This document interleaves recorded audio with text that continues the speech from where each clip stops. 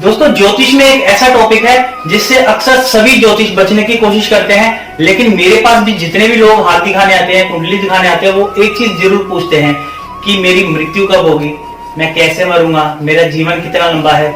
जबकि ज्योतिष से ये सवाल आपको कभी नहीं पूछना चाहिए। मृत्यु से लेकर कोई सवाल नहीं पूछना चाहिए, बच्चों से लेकर कोई सवाल नहीं पूछना चाहिए। कुछ विशेष परिस्थितियां होती हैं जिसके आधार पर ये जवाब इसका दिया जाता है या फिर ये सवाल पूछा जाता है, क्योंकि ज्योतिष के जो शास्त्र हैं, शास्त्रों में किसी की मृत्यु का या फिर किसी के बच्चों का बताना वर्जित है। लेकिन दोस्तों, आज मैं आपको ये जरूर बताऊंगा कि वो कौन से ऐसे दोष होते हैं जिसके कारण मृत्यु का योग बनता है, और साथ में मैं उससे जुड़ी एक आपको कथा सुनाऊंगा। मुझे आशा है आपको बहुत ज्यादा पसंद आएगी। तो चलिए दोस्तों, आपका बहुत बहुत स्वागत है मेरे चैनल एस्ट्रो फ्रेंड दीपक में एक बार फिर से। तो बढ़ते हैं वीडियो की तरफ। दोस्तों, जिस दोष के कारण किसी की मृत्यु होती है, जिस दोष के कारण कोई मरता है, उस दोष का नाम होता है मार्केश दोष। मैं इसके बारे में संपूर्ण रूप से तो नहीं, लेकिन सूक्ष्म रूप से आपको बताऊंगा कि मार्केश दोष क्या है और इस दोष के बनने के बाद क्या क्या होता है। मार्केश का मतलब होता है मृत्यु तुल्य, मृत्यु के समान, या अगर वो दोष बन जाए तो या फिर किसकी मृत्यु होती है या फिर मृत्यु के समान उसकी स्थिति हो जाती है। मार्केश दोष एक ऐसा दोष है जिसमें ग्रहों की कुछ ऐसी चाल होती है जो कि एक विशेष परिस्थिति में आ जाए तो उसको बोलते हैं मार्केश दोष। दोस्तों, भारतीय ज्योतिष में ऐसे अनेक से योग बनते हैं जिससे ज्योतिष ये पता लगा लेता है कि किसी की मृत्यु का योग बन रहा है, लेकिन शास्त्रों में इसके लिए बताना वर्जित है। लेकिन इतना जरूर बता दूं कि किसी की भी अगर मृत्यु का कोई योग बनता है तो वो मार्केश की दशा में ही बनता है। मृत्यु तुल्य कष्ट अथवा मृत्यु, जिसको आपकी कुंडली में मारक होने का अधिकार प्राप्त होता है। मार्केश की दशा जातक को अनेक प्रकार की बीमारियां जैसे मानसिक रोग, एक्सीडेंट, हार्ट अटैक, कैंसर या फिर किसी गंभीर बीमारी के वश उसको मारने के लिए अग्रसर होती है। बिजनेसमैन लोगों को बड़े बड़े बिजनेस में लॉस होते हैं, जो नौकरी करते हैं उनकी नौकरी भी चली जाती है, खाने के लाले पड़ जाते हैं, मान मर्यादा, यश, कीर्ति, अपयश सब खत्म हो जाता है। जो भी आपने समाज में बना रखा होता है, आपकी गुडविल बिल्कुल जीरो हो जाती है। इसमें जो सबसे सरप्राइज करने वाली बात है वो ये है कि केवल दुष्ट ग्रह, जो जिनको हम पाप ग्रह भी बोलते हैं, जैसे राहु, केतु, शनि, वही नहीं बल्कि महान ग्रह सूर्य, मंगल और बृहस्पति जैसे महान ग्रह भी इस दोष के कारक होते हैं। अगर इनके तहत भी कोई मार्केश की दशा बने तो वो बहुत ज्यादा खतरनाक होती है, जिसमें शायद आपका बचना, मतलब जिस जातक का भी अगर वो दोष बन जाए तो उसका बचना शायद नामुमकिन होता है। दोस्तों, अब मैं जो बताने जा रहा हूँ वो थोड़ा ध्यान से सुनना, ध्यान से समझना, ये बड़े काम की बात है। तो कहते हैं ना कि अंदाजे बयां कहीं बात को नई बना देता है, वरना इस दुनिया में कोई नई बात नहीं है। बस वो अंदाजे बयां ही है। मैं आपको बड़े ही सरल भाव से समझाने की कोशिश करता हूं कि मार्केश दोष क्या है और कैसे इसकी परिस्थितियां बनती हैं। मुझे आशा है आप बड़े अच्छे से समझ जाएंगे। दोस्तों, मार्केश दोष वैसे तो बहुत सी परिस्थितियों में बनता है, लेकिन जैसा कि मैंने अभी कुछ देर पहले आपको बताया था कि दुष्ट ग्रह ही नहीं, महान ग्रह भी, जिनको हम महान ग्रह बोलते हैं, जिनकी हम पूजा करते हैं, सूर्य, बृहस्पति, मंगल, वो भी एक ऐसा मार्केश दोष बना देते हैं जिसमें शायद इंसान का बचना बड़ा मुश्किल होता है। और इनके साथ कैसे योग बनता है? यदि मंगल के साथ राहु, केतु या शनि आ जाए, या फिर बृहस्पति के साथ राहु, केतु या शनि आ जाए। यदि मंगल के साथ राहु आता है तो मंगल चांडाल योग बन जाता है। मंगल चांडाल योग बनने से होता क्या है कि यदि किसी का मंगल जातक का मंगल चांडाल योग बन जाए तो उसकी मृत्यु या एक्सीडेंट या फिर उसका मर्डर होता है, या फिर उसको ब्लड कैंसर होता है। इस तरह से उसकी मृत्यु होती है। यदि किसी की कुंडली में गुरु के साथ राहु आ जाए तो गुरु चांडाल योग बन जाता है। गुरु चांडाल योग में या फिर कैंसर, ब्लड कैंसर को छोड़कर जितने भी कैंसर होते हैं वो गुरु और राहु के साथ मिलने से गुरु चांडाल योग बनने के कारण ही होते हैं। या फिर उसका लीवर खराब हो जाता है, लीवर फेल हो जाता है, लीवर को लेकर कई चीजें और बीमारियां पैदा होती हैं, कोई घातक बीमारी हो जाती है, या फिर हेपेटाइटिस उसको हो जाता है। एक बार के लिए अगर आपकी कुंडली में मंगल के साथ केतु आ गया या गुरु के साथ केतु आ गया तो शायद बख्श भी दे। केतु थोड़ा सा उदारवादी भी होता है, लेकिन अगर उसके साथ राहु या फिर शनि आ गए तो दोस्तों किसी भी जातक का बचना लगभग क्या नामुमकिन ही है। और ये होता कब है? होता तब है जब मंगल या बृहस्पति के साथ राहु है जिस दिन राहु की स्थिति मजबूत होगी और मंगल या बृहस्पति की स्थिति कमजोर होगी, उसी दिन वो उस चीज का अटैक करेगा। जिस दिन उसकी स्थिति मजबूत और दूसरी जो महान ग्रह की स्थिति कमजोर होगी, उसी दिन उस पर अटैक करके उसी दिन जातक की मृत्यु निश्चित है। दोस्तों, अब मैं आपको बड़ी अच्छी बात बताने वाला हूं। वो अच्छी बात यह है कि यदि मैं जब बताऊंगा तो आप अपनी कुंडली में चेक करना कि क्या आपका ये योग बन रहा है। अगर आपकी कुंडली में ये योग बन रहा है तो कितने भी मार्केश आपकी कुंडली में आते रहे, जितने भी मार्केश आएंगे वो आपका बाल भी बाका नहीं कर सकते। यदि किसी की कुंडली में ये योग बन रहा है, वो योग क्या है तो चलिए मैं आपको बताता हूं। दोस्तों, हमारी कुंडली में एक त्रिकोण बनता है। त्रिकोण मतलब 3 भाव का एक कोण। वो 3 भाव कौन से हैं? वो 3 भाव हैं आपका लगन भाव, आपका कुंडली का पंचम भाव और आपकी कुंडली का दशम भाव। लगन, पंचम और दशम, ये 3 भाव में अगर आपके बृहस्पति बैठा है, मंगल या बृहस्पति 3 भाव में, कौन से भाव?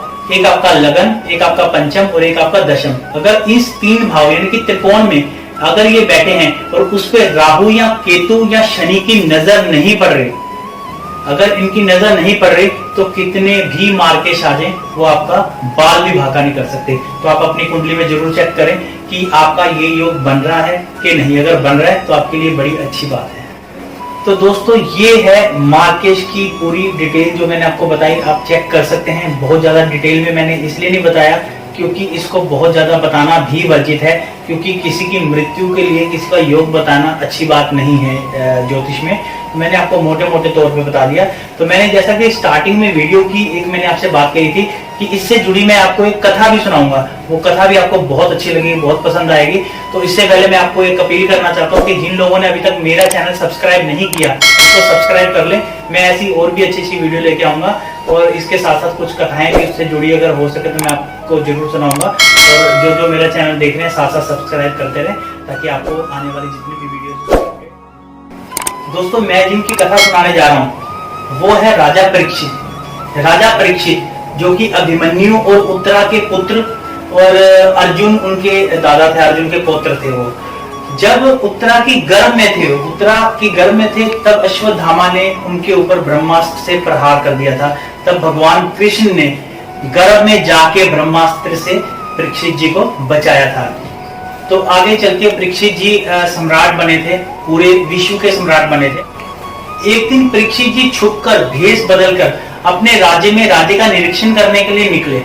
जब वो निरीक्षण करने के लिए निकले तो उन्होंने अपने पूर्वजों की कीर्ति का यशगान देख सुना लोगों के मुख से। उनको बड़ी प्रसन्नता हुई, उन्होंने बड़ी तारीफ सुनी कि उनके पूर्वज कितने महान थे। तो जब वो कुछ आगे गए तो उन्होंने देखा कि एक दुष्ट एक गाय और उसके बछड़े को बड़ी बुरी तरह से मार रहा है, बड़ी बुरी तरह से। तो उन्होंने भेष हालांकि उस समय बदल रखा था, लेकिन वो क्रोधवश इतने क्रोधित हो गए और अपनी तलवार निकाल के उसको मारने के लिए वहां दौड़े। जब वो दौड़कर उसके पास गए तो उसने तुरंत अपना मुकुट निकालकर उनके चरणों में रख दिया और हाथ जोड़ के त्राही माम करके उनके चरणों में गिर गया। क्योंकि क्षत्रियों की एक बात होती है, यदि क्षत्रिय की कोई शरणागत आ जाए तो क्षत्रिय उसके जो असली क्षत्रिय होगा वो उसका वध नहीं करेगा, चाहे वो कितना बड़ा दुष्ट हो, कितना बड़ा पापी हो। ऐसे आपने और भी कई किस्से सुने होंगे। तब परीक्षित जी ने गाय और बछड़े से पूछा, गाय से पूछा कि आपकी दशा किसने की है। बछड़े से भी पूछा आपकी दशा किसने की, आपके तीनों पैर किसने तोड़े, आप मुझे निर्भीक होकर बताओ, मैं उसको दंड दूंगा। तब गाय माता तो कुछ ना बोली, लेकिन बछड़ा बोला। बछड़े ने कहा, महाराज अपनी इस दशा का मैं जिम्मेदार किसको ठहराऊं? मैं इस दशा का जिम्मेदार किसी को भी नहीं ठहराऊंगा। क्योंकि कहते हैं कि परमात्मा की इच्छा के बिना कुछ भी नहीं होता, उसकी इच्छा के बिना एक पत्ता भी नहीं हिलता। यदि उन्होंने हमारे भाग्य में ये सब चीजें लिखी हैं तो मेरा उनके ऊपर कोई सवाल उठाना उचित नहीं है। तो परीक्षित समझ गए कि आप कुछ मत कहिए, मैं समझ गया कि आप साक्षात धर्मराज हैं और गाय माता ये साक्षात पृथ्वी हैं जो कि सबका पाप और बोझ ढोती हैं लेकिन उफ तक नहीं करती। लेकिन ये दुष्ट कौन है जिसने आपकी ये दशा की? तो वो बोला, उनके चरणों में गिर गया और बोला कि महाराज मैं कलयुग हूं। तब परीक्षित भड़क गए, तुम्हारी हिम्मत कैसे हुई मेरे राज्य में कदम रखने की? तो उन्होंने बोला कि महाराज पृथ्वी पे चारों दशाओं में तो आपका ही राज है, मैं जाऊं तो जाऊं कहां? मैं मानता हूं मेरे में लाख दोष हैं, लेकिन मेरे में एक अच्छी बात भी है। तो उन्होंने बोला, क्या है अच्छी बात, कौन सा गुण है तुम्हारा? तो कलयुग बोला, मेरा गुण ये है कि जैसे अन्य युगों में हजारों लाखों वर्ष की तपस्या करके फल मिलता है, मेरे युग में किसी को हरि नाम संकीर्तन से ही उतना फल मिल जाएगा। तो परीक्षित बड़ा खुश हुए। उन्होंने कहा मुझे तुम्हारा गुण बहुत पसंद आया, इसलिए मैं तुम्हें 4 जगहों पे वास देता हूँ, जहां जुआ खेला जाए, जहां मदिरा पान हो, जहां अवैचारिक बातों का लेन देन हो, जहां पर जीवों पर अत्याचार हो। तो कलयुग बोला वाह महाराज, मतलब जैसी सवारी वैसा कमरा, आपने मुझे सारे ऐसे ऐसे स्थान दे दिए बेकार बेकार। महाराज मेरे अंदर एक गुण भी तो है, कम से कम एक मुझे अच्छी चीज भी तो दे दो। तो उन्होंने बोला कि बताओ तुम्हें और क्या चाहिए। तो तब उसने कलयुग ने बोला कि स्वर्ण, मुझे सोने में वास चाहिए। तो परीक्षित जी ने बोला तथास्तु। तो कलयुग भी खुश हो गया। तो ऐसे फिर परीक्षित ने गौ माता को हाथ जोड़े प्रणाम करके वहां से चल दिए। एक दिन परीक्षित जब अपना स्वर्ण मुकुट धारण करके आखेट यानी कि शिकार पे निकले, तो जो वन्य जीवों के पीछे दौड़ने के कारण उनको बहुत तेज प्यास लगी। प्यास से वो विचलित हो गए। तो पास में एक स्मीक मुनि का आश्रम था, वो स्मीक मुनि के आश्रम चले गए। तो उन्होंने देखा, वहां से आवाज लगाई कि महाराज कोई है। तो अंदर से भीतर से कोई आवाज नहीं आई, तो वो खुद ही अंदर चले गए। जब अंदर जाके देखा कि स्मीक मुनि समाधि में बैठे हुए थे, तो उनको लगा कि ये ढोंग कर रहे हैं। तो उन्होंने उनको 1-2 बार आवाज भी लगाई, लेकिन वो समाधि में थे, तो वो उन्होंने कोई रिएक्ट नहीं करा। तो उसको बड़ा गुस्सा आया कि ढोंगी है ये नकली समाधि लगा के बैठा है। इसको पता है कि राजा आया है, राजा का स्वागत करना पड़ेगा, इसको ये है कि स्वागत मेरा ना करना पड़े, इसलिए ढोंग रचा रहा है। तो पास में एक सांप मरा हुआ था, तो उन्होंने धनुष से वो सांप उठा के उनके गले में डाल दिया। ये सारी घटना एक बालक ने देखी, वहां खड़े एक बालक ने देखी। वो बालक दौड़ के गया जो स्मीक मुनि थे उनके पुत्र के पास। तो उनके पुत्र को जब ये सारी घटना सुनाई, उनके पुत्र को बहुत ज्यादा क्रोध आ गया। उस समय उनके पुत्र वो स्नान कर रहे थे कौशिक नदी में। तो उन्होंने कौशिक नदी का जल हाथ में लिया। जल हाथ में लेके उन्होंने कहा तूने मेरे पिता के गले में सर्प डाल के उनका अपमान किया है, 7वें दिन जो सर्पों का राजा है तक्षक, वो तुझे आके डस लेगा, और उनको श्राप दे दिया। जब ऋषि पुत्र अपनी कुटिया में वापिस आए, तो उन्होंने अपने पिता के गले में वो मरा हुआ सांप देखा। तो वो द्वार पे खड़े होकर बहुत तेज तेज रोने लगे। रोते रोते आके अपने पिता के गले लग गए। गले लग के बहुत तेज तेज रोने लगे। इतने में स्मीक मुनि जो समाधि में थे, वो समाधि से बाहर आए। तो उन्होंने देखा है कि पुत्र क्यों रो रहा है। तो उन्होंने पूछा क्या हुआ, तुम रो क्यों रहे हो। तब उन्होंने सारी घटना बताई कि राजा ने क्या क्या करा आपके साथ। जब स्मीक मुनि ने ये सुना, तो उन्होंने कहा कि तूने तो नहीं कुछ किया। तो उसने बोला कि हाँ, मैंने उनको श्राप दे दिया 7वें दिन मरने। तब स्मीक मुनि ने कहा ओहो, ये तुमने बहुत बड़ा अनर्थ कर दिया, क्योंकि ये भारत देश का सौभाग्य है कि परीक्षित जैसा सदाचारी और धर्मात्मा राजा हमें मिला था। तूने ये उनको श्राप देके बहुत ज्यादा गलत किया। आज के बाद भारत में कभी भी ऐसा सदाचारी, ऐसा राजा कभी नहीं होगा। जितने भी अब राजा होंगे सारे धर्मनिरपेक्ष होंगे। तो स्मीक ऋषि ने एक अपने शिष्य को भेजकर राजा को यानी कि परीक्षित को सारी घटना से अवगत कराया। तब जब उनके राज ज्योतिषों ने ये देखा कि उनकी कुंडली में मार्केश दोष बन चुका है, और ऐसा दोष बन चुका है जो कि सप्ताह के अंदर अंदर इनको खत्म कर देगा, इससे बचने का कोई भी उपाय नहीं है। तब परीक्षित जी ने अपना राजपाट त्याग कर गंगा जी के किनारे चले गए प्रायश्चित करने के लिए। जब वो गंगा जी के किनारे गए, तो वहां हिंदुस्तान के, भारत के कोने कोने से अनेक ऐसे दिव्य संत महापुरुष सारे वहां जमा होने लग गए। ऐसे ऐसे संत आए जिनकी आयु 2-2 हजार, 2,500, 3-3 हजार वर्ष थी। तो ऐसे ऐसे संत भी वहां आए। तो जब उन्होंने देखा एक छोटी सी 16 वर्ष की आयु के एक महात्मा आए वहां पे, जो कि बिल्कुल दिगंबर अवस्था में थे। जब वो वहां पे आए, तो जितने बड़े बड़े 2-2 हजार, 5-5 हजार साल आयु वाले संत थे, वो सारे उनको दंडवत होकर प्रणाम करने लगे। तो ये देख के परीक्षित बहुत ज्यादा हैरान परेशान हुए कि इतनी छोटी आयु के संत को इतने बड़े बड़े महान, इतने बड़े बड़े संत कैसे कैसे दंडवत कर रहे हैं। तब परीक्षित जी ने उनका परिचय पाया, तो उनको पता चला कि वे साक्षात सुखदेव जी थे। तो जब परीक्षित को पता चला कि वो सुखदेव हैं, तो परीक्षित ने भी उनको दंडवत किया और उनको आशीर्वाद लिया। तब उनसे कहा, प्रभु आपका नाम लेने से ही पापों का अंत हो जाता है। यदि कहीं आपकी चर्चा हो तो जन्म जन्मांतर के जितने भी पाप हैं, दुख हैं, वो सब कट जाते हैं। यदि आपके दर्शन ही हो जाए तो ये तो साक्षात भगवान के, प्रभु के दर्शन के बराबर है। तब परीक्षित जी ने बोला कि प्रभु मेरे मन में कुछ प्रश्न उठ रहे हैं, प्रश्नों की जिज्ञासा है। यदि उस जिज्ञासा को आप पूर्ण कर दें तो मुझे बड़ी शांति मिलेगी। तो सुखदेव जी ने कहा हाँ पूछिए। तो उन्होंने कहा कि प्रभु, जिस इंसान ने 7 दिन के अंदर जिसकी मृत्यु होनी हो, तो उसे क्या करना चाहिए। दोस्तों मैं आपको बड़े सरल भाव से बता रहा हूँ, मैं इसको ऐसे नहीं बता रहा कि मैं आपको श्लोकों के द्वारा माध्यम से बताऊं, क्योंकि मैं जो अगर पढ़ के बता भी दूं शायद आप भी ना समझो, तो इसलिए मैं बड़े सरल भाव से इसको संक्षेप में बता रहा हूँ आपको। तो उन्होंने बोला कि जिस इंसान की मृत्यु 7 दिन के अंदर, 7 दिन के भीतर ही होनी हो, उसे क्या करना चाहिए। तो दोस्तों यहाँ पे मैं आपको एक चीज और बताना चाहूंगा कि वो जो प्रश्न उन्होंने पूछा था, वो उन्होंने अपने लिए नहीं पूछा, बल्कि संपूर्ण समाज संसार के लिए पूछा था, आने वाली सभी पीढ़ियों के लिए पूछा था, क्योंकि सबकी मृत्यु 7 दिन के भीतर ही होती है। कैसे? क्योंकि एक सप्ताह में 7 ही दिन होते हैं, रविवार, सोमवार, मंगल, बुध, वीर, शुक्र और शनि।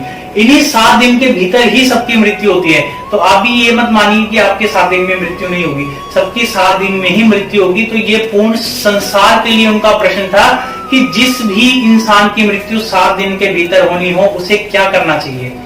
तब उन्होंने बताया कि उसे भागवत पान करना चाहिए। यदि कोई भागवत पान करता है तो उसकी मुक्ति निश्चित है, क्योंकि उनको जो श्राप मिला था, वो श्राप से तो नहीं, वो दोष नहीं हटेगा, लेकिन क्योंकि मृत्यु के बाद उनको मोक्ष मिल जाए, उनकी ये इच्छा थी कि मोक्ष कैसे मिले, तो उन्होंने उनको 1 सप्ताह भागवत पान कराया। इसीलिए तब से सप्ताह भागवत का आरंभ हुआ। आज जितनी भी भागवत होती है, ज्यादातर वो सप्ताह भागवत ही होती है। पहले कई महीने भागवत चलती थी, उसको पूरा एक्सप्लेन में, डिटेल में बताते थे। भागवत एक विशाल एक भंडार है, ऐसा भंडार है जो कि शायद पूरे जीवन भी सुनते रहो तो शायद उसमें कथाएं खत्म ना हो। तो दोस्तों मुझे आशा है आपको मेरी वीडियो बहुत अच्छी लगी होगी, और अगर आपको अच्छी लगी है तो आप इसको लाइक